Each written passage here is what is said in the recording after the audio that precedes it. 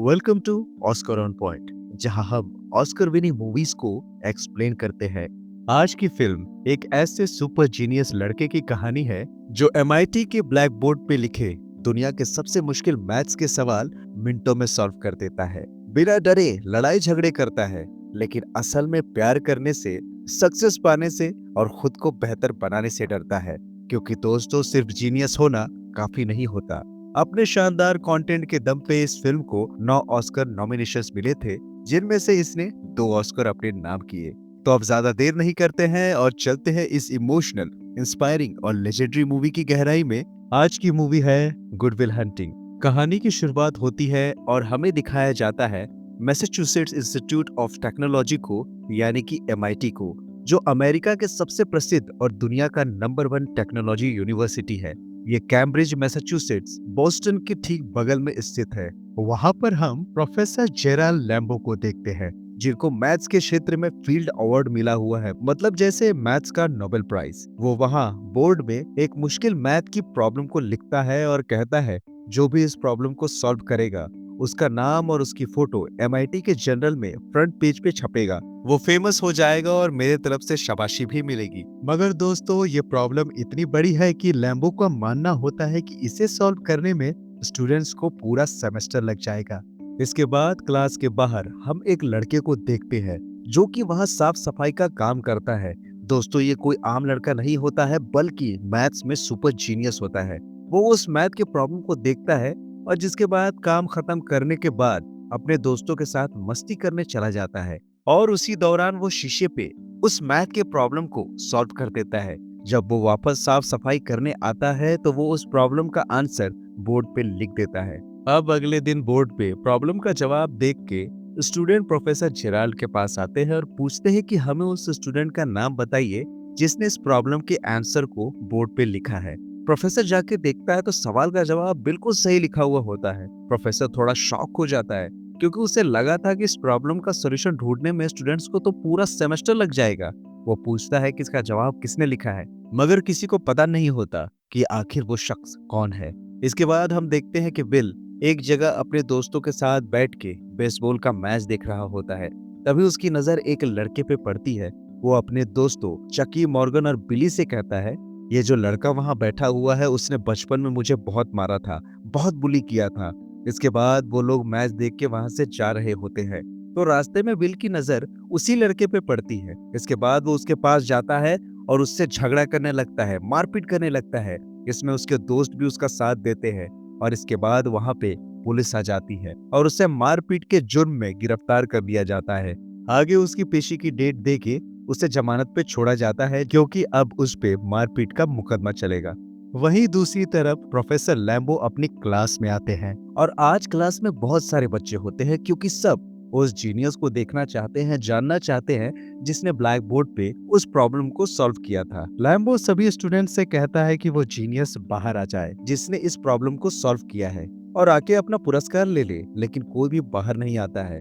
तो professor Lambo कहता है, लगता है आज ये मिस्ट्री यहाँ नहीं खुलेगी। तो ठीक है, उस जीनियस के लिए एक और प्रॉब्लम मैं क्लास के बाहर बोर्ड पे लिख के आया हूँ, जिसको सॉल्व करने में मुझे खुद 2 साल लग गए।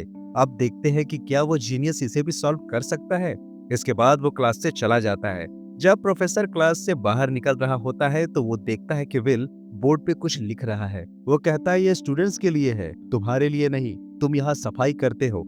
इसके बाद अपना चेहरा बिना दिखाए विल वहां से सॉरी कह के जाने लगता है। हालांकि प्रोफेसर उसका चेहरा तो नहीं देख पाता, लेकिन जब उसे ये पता चलता है कि उस सवाल का जवाब जिसको ढूंढने में प्रोफेसर को 2 साल लग गए थे, इसका आंसर बोर्ड पे लिखा हुआ है, प्रोफेसर ये सब देख के बहुत हैरान हो जाता है। अगले दिन विल अपने दोस्तों को बताता है कि उसने यूनिवर्सिटी की नौकरी छोड़ दी है। जिसके बाद ये सब एक बार में जाते हैं, जहां चकी लड़कियों को इम्प्रेस करने के लिए उनसे बातें करने लगता है, उनकी क्लास का स्टूडेंट होने का दिखावा करने लगता है। तभी वहां हार्वर्ड यूनिवर्सिटी का एक एरोगेंट स्टूडेंट क्लार्क आ जाता है और चकी से इतिहास के सवाल पूछने लगता है। तभी ये सब देख के विल आ जाता है और सारे सवालों के जवाब बिल्कुल सही सही देता है, और साथ ही ये जवाब किस किताब के किस पेज में लिखा है ये भी बताता है। वो क्लार्क से उन सवालों को पूछता है जो क्लार्क ने अब तक पढ़े भी नहीं है। बिल कहता है कि तुमने ये सारे नॉलेज के लिए न जाने कितने कोर्स किए, कितना खर्चा किया, जबकि मैंने सब कुछ सिर्फ लाइब्रेरी की किताबों को पढ़कर ही जान लिया है। तो तुम खुद को बहुत जीनियस मत समझो। जिसके बाद हम देखते हैं उन लड़कियों में से एक लड़की जिसका नाम स्काइला होता है, वो विल से इम्प्रेस हो जाती है और अपना नंबर दे देती है। जिसके बाद में विल क्लार्क को वो नंबर दिखाता है और शो ऑफ करता है। दोस्तों, यहाँ पे विल के कैरेक्टर के बारे में थोड़ा बात कर लेते हैं। विल एक 20 साल का साउथ बॉस्टन का रहने वाला लड़का है। उसके पास बहुत शार्प मेमोरी है, दिमाग है, मगर वो आवारा है, मुंहफट है, एग्रेसिव है और हमेशा लड़ने को तैयार रहता है। बस छोटे मोटे काम धंधे करता है और अपने दोस्तों के साथ घूमता है। उसका पुलिस रिकॉर्ड भी कितना खराब है ये तो आप देख ही चुके हैं। मगर आखिर वो ऐसा करता क्यों है? वो तो बहुत इंटेलिजेंट है। ये सब कुछ मैं कहानी में आपको आगे समझाऊंगा।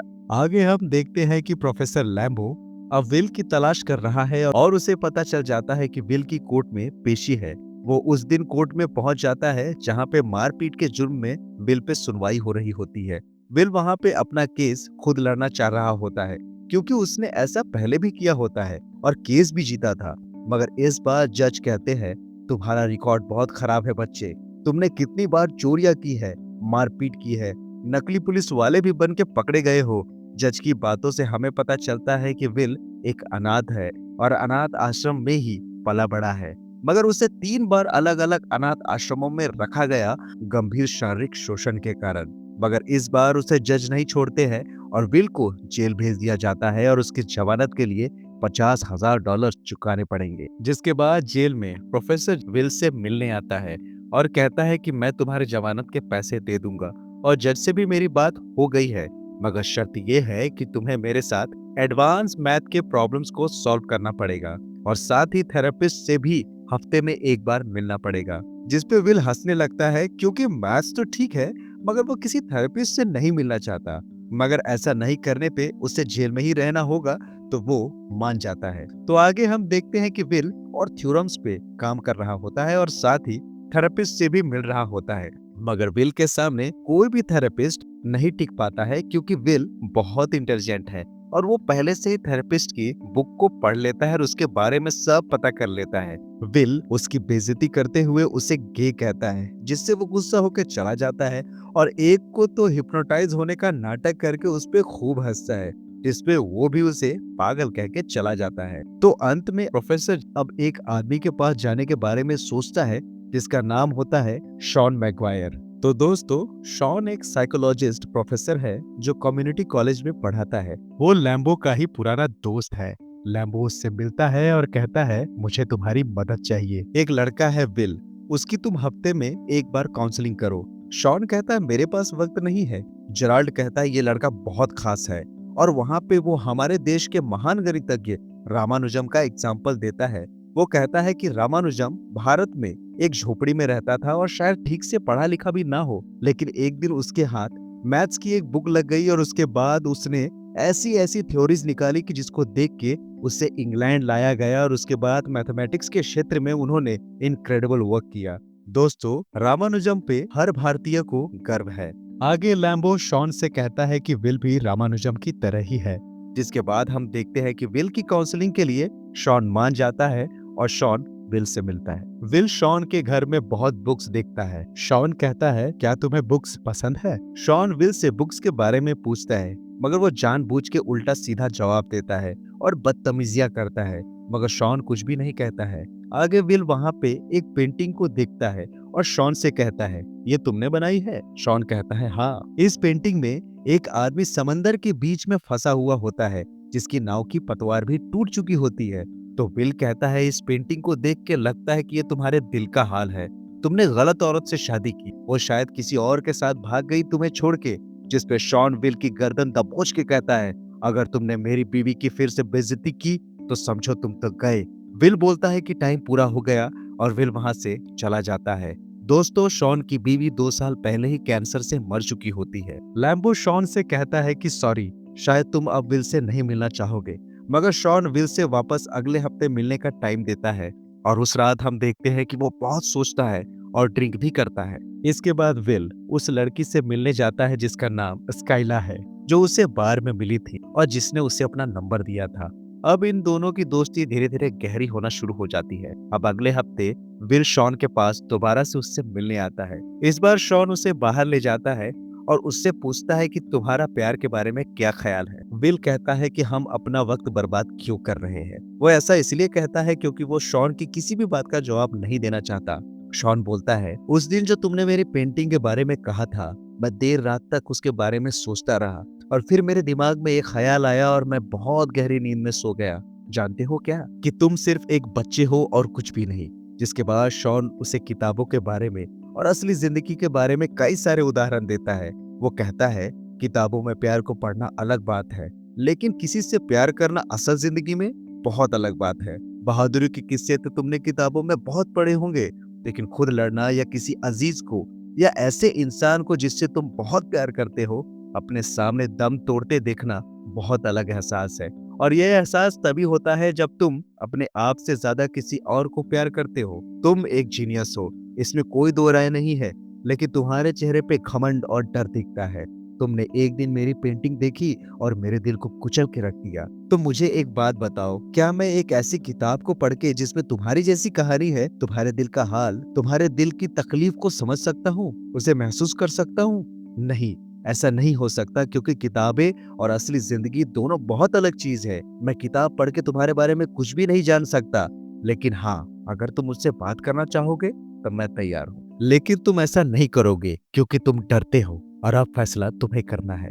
इसके बाद शॉन वहां से उठ के चला जाता है। हम देखते हैं कि काफी देर तक वहां विल बैठ के सोचता रहता है और जिसके अगले हफ्ते हम देखते हैं कि विल दोबारा शॉन के पास काउंसलिंग के लिए आता है, लेकिन इस बार वो उससे कुछ बात नहीं करता। विल पूरे 1 घंटे तक घड़ी के सेकंड्स को गिनता रहता है और सेशन खत्म हो जाता है। विल इन सेशंस के साथ साथ लैम्बो के साथ मिलके मैथमेटिक्स के बड़े बड़े प्रॉब्लम्स को भी सॉल्व कर रहा होता है। अगली बार जब विल दोबारा सेशन के लिए आता है तो विल शॉन को बताता है कि मैं एक लड़की के साथ डेट पे गया था, लेकिन मैंने उसे दोबारा फोन नहीं किया। शॉन बोलता है कि तुम बिल्कुल गधे हो, तुम्हें उसे फोन करना चाहिए था। विल कहता है, क्यों? अगर मैं उसे फोन करूंगा, ज्यादा बातें करूंगा तो मुझे वो बोरिंग लगने लगेगी।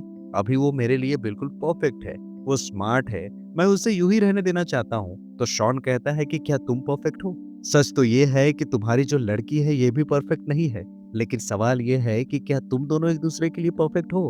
और साथ ही साथ शॉन यहाँ पे अपनी बीवी की, जो कि अब इस दुनिया में नहीं रही है, उसके कुछ पर्सनल बातें बताता है।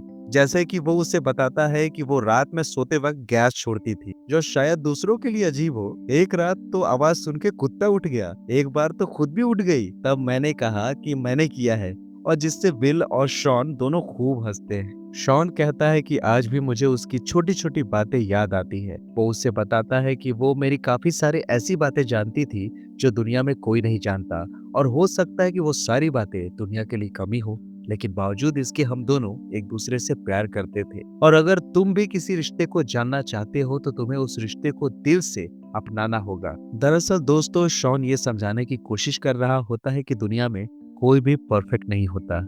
हर किसी के अंदर कुछ ना कुछ कमियां होती है, और जब हम किसी से प्यार करते हैं तो हम उसे उन कमियों के साथ अपनाते हैं। अब विल बात कर ही रहा होता है कि शॉन बोलता है, टाइम हो गया। इससे पहले अभी तक जितने भी सेशंस हुए थे उसमें अधिकतर बार विल ही ये बात कहता था, लेकिन आज पहली बार उससे वक्त का पता नहीं चला। जिसके बाद विल वहां से उठ के चला जाता है। इस सेशन के बाद विल स्काइला से मिलने जाता है। वो उससे कई दिनों से नहीं मिला होता। स्काइला बोलती है कि तुम इतने दिनों तक कहाँ थे? तो विल कहता है, मैं काम में बिजी था, इसीलिए नहीं मिल सका। और इसके बाद दोनों घूमने जाते हैं, जहाँ स्काइला विल से उसके बचपन और परिवार वालों के बारे में पूछती है। वो पूछती है कि तुम लोग कितने भाई बहन हो? विल कहता है कि मेरा बचपन ठीक ठाक ही था और मेरे 12 भाई हैं। स्काइलर कहती है कि मुझे तुम्हारे भाइयों से मिलना है। दोस्तों, यहाँ पे विल स्काइला से इसलिए मिलने आया होता है क्योंकि शॉन की बात का उसके दिल और दिमाग पे गहरा असर हुआ होता है। मगर स्काइला के भाइयों के बारे में पूछने से वो झूठ बोल देता है, क्योंकि वो नहीं चाहता कि स्काइला को पता चले कि वो अनाथ है। अब आगे दूसरे सेशन में शॉन और विल दोनों एक बार फिर से बातें करना शुरू करते हैं। शॉन से विल पूछता है, तुम्हें कब एहसास हुआ कि तुम अपनी पत्नी से बहुत प्यार करते हो? तुम्हें कैसे पता चला कि ये वही लड़की है जिसके साथ तुम अपनी पूरी जिंदगी गुजार सकते हो? शॉन बोलता है कि अक्टूबर 21, 1975 वर्ल्ड सीरीज के दिन ये उस सीरीज का 6th मैच था। और ये एक हिस्टोरिकल मैच था। मैं अपने दोस्तों के साथ पूरी रात टिकट काउंटर पे खड़ा रहा और हम सबको टिकट मिल गई। विल हैरानी से बोलता है, क्या तुम्हें उस हिस्टोरिकल मैच के टिकट मिल गए? क्या तुम उसका हिस्सा थे? शॉन कहता है कि हम अगले दिन बार में बैठ के मैच शुरू होने का इंतजार कर रहे थे और तभी वो अंदर आई, यानी कि नैन्सी, जिससे मैंने शादी की, और मैं उसे देखता ही रह गया। और फिर मैच हुआ। ये एक ऐतिहासिक मैच था। 35,000 लोग चीख रहे थे, चिल्ला रहे थे।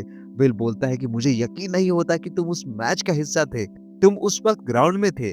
शॉन बोलता है कि मैं वहां नहीं था। मैं तो ग्राउंड में गया ही नहीं, बल्कि नैन्सी के साथ बार में बैठा रहा। मैंने अपने दोस्तों को बोला कि मैं मैच देखने नहीं आ सकता।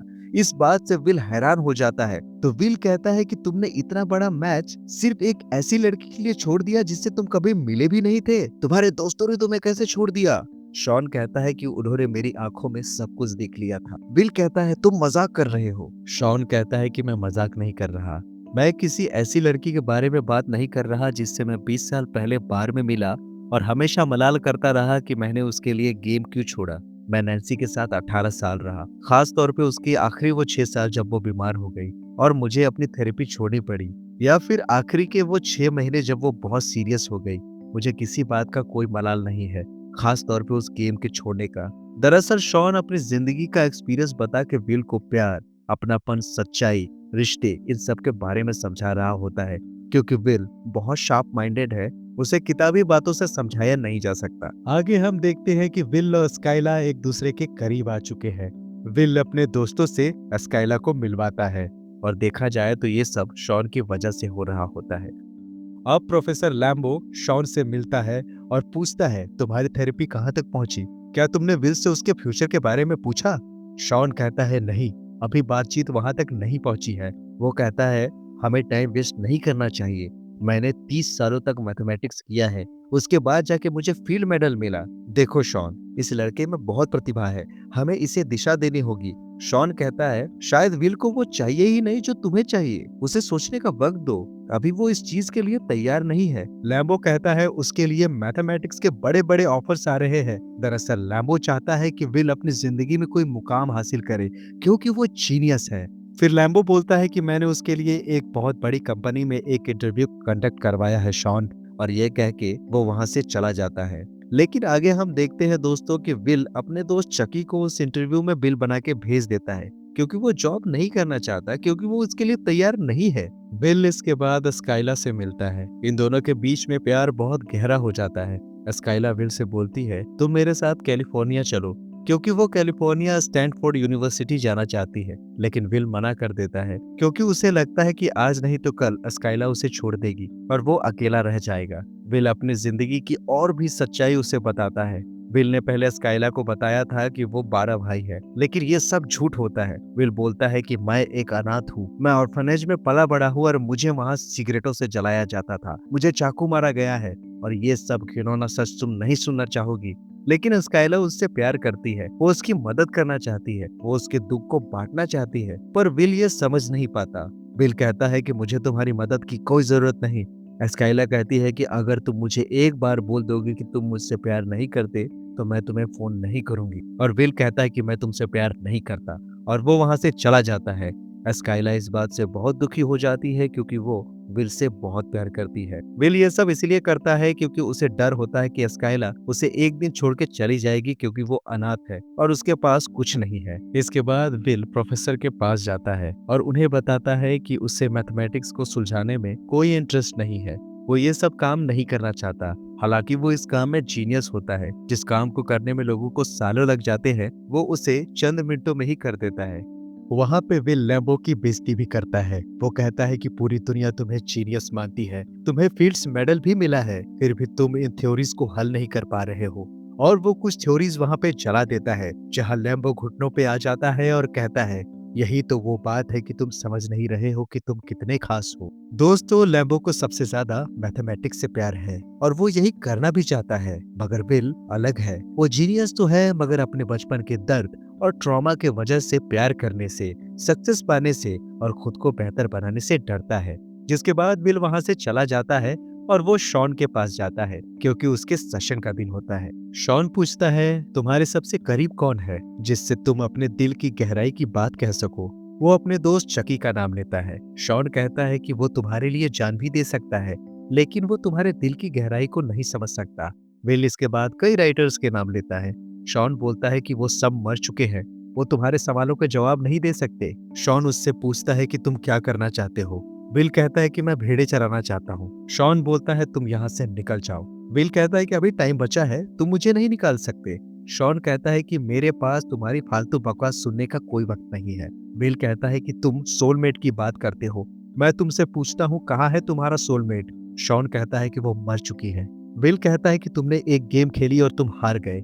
शॉन बोलता है कि मैंने कम से कम गेम को पूरा तो किया। देखो विल, मैंने तुमसे एक आसान सा सवाल पूछा कि तुम क्या करना चाहते हो, और तुम्हारे पास इसका भी जवाब नहीं है, तो तुम एक काम करो, बस यहाँ से अब निकल जाओ। जिसके बाद विल वहां से चला जाता है। दोस्तों, दरअसल विल का जीवन जिस तरह से बीता था, उसकी छाप आज भी उसके दिमाग में है। वो उन चीजों से बाहर नहीं निकल पाया। हालांकि वो जीनियस तो है, लेकिन उसे नहीं पता कि उसे क्या करना है। वो मुश्किल से मुश्किल मैथ के सवाल को आसानी से सुलझा सकता है। वो किसी भी किताब को पढ़ के आसानी से समझ सकता है, लेकिन जिंदगी किताब जैसी नहीं होती है दोस्तों। वो रिश्तों को नहीं समझता, उनसे डरता है। इसीलिए वो अस्काइला के साथ नहीं जाना चाहता। विल अस्काइला को फोन करता है, क्योंकि अब वो वहां से जा रही होती है।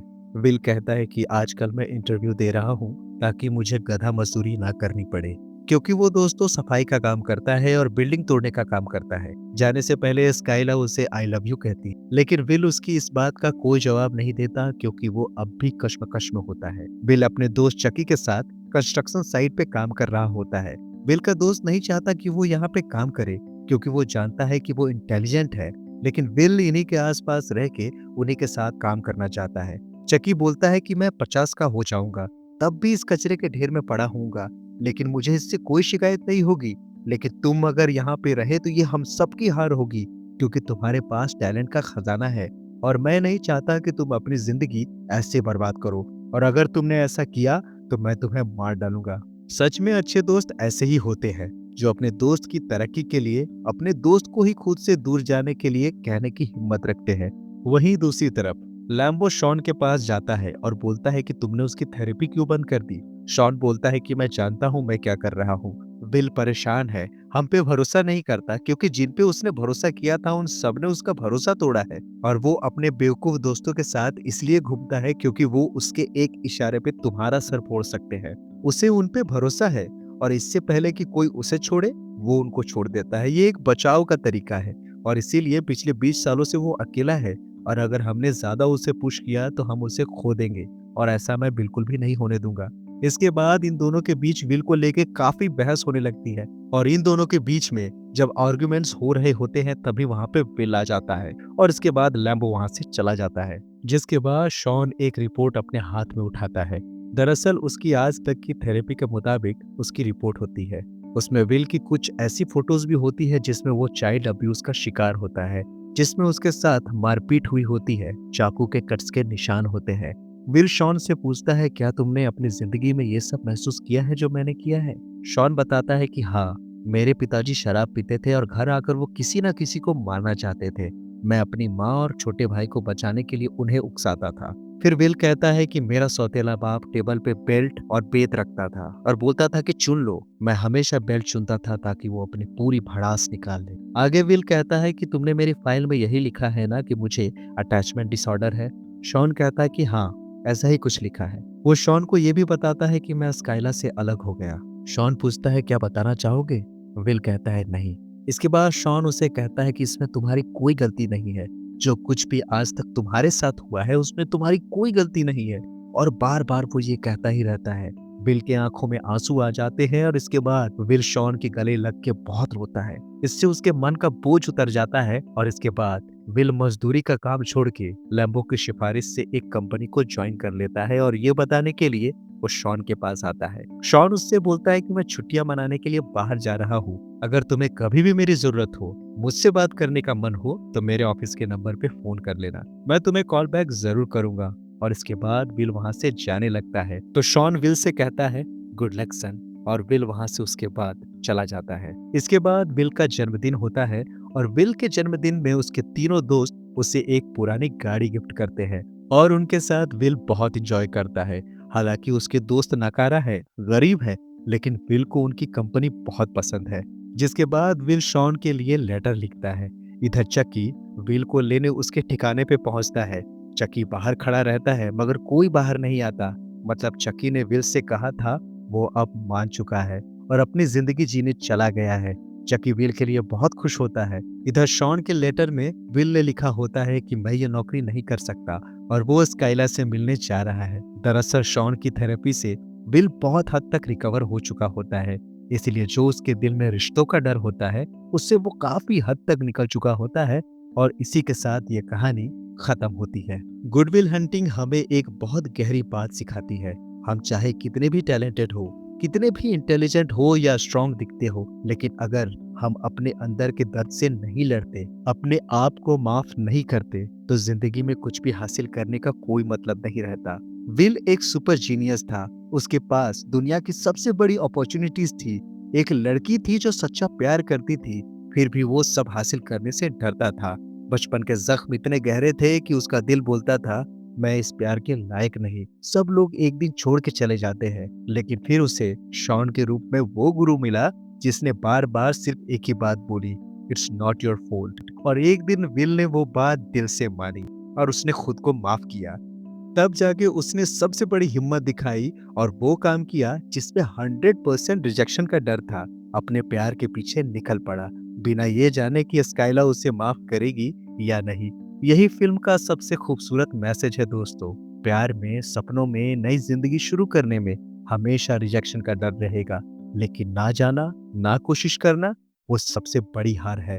और दिल खोल के एक बार निकल पड़ना, चाहे नतीजा कुछ भी हो, वही असली जीत है। तो उम्मीद है मुझे दोस्तों कि आप लोगों को ये ऑस्कर विनिंग मूवी बहुत पसंद आई होगी, और अगर आई है तो वीडियो को लाइक कीजिए, शेयर कीजिए और चैनल को सब्सक्राइब जरूर कीजिए, ताकि ऐसी ही बेहतरीन ऑस्कर विनिंग मूवीज की कहानियां आप लोगों तक पहुंचती रहे। तो मिलेंगे किसी और ऑस्कर विनिंग मूवी के साथ। तब तक के लिए thank you very much for watching. Keep watching Oscar on point.